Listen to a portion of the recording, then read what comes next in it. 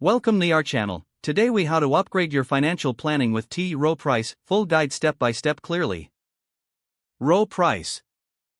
Start by understanding what Rowe Price offers. Visit the Rowe Price website to explore their investment products and services.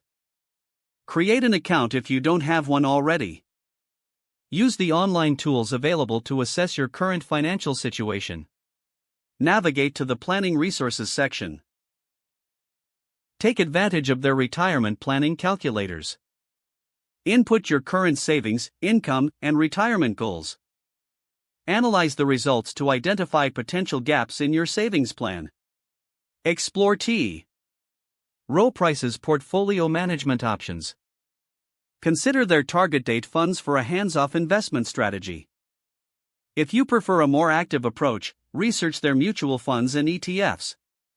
Review the performance history and risk levels of various options.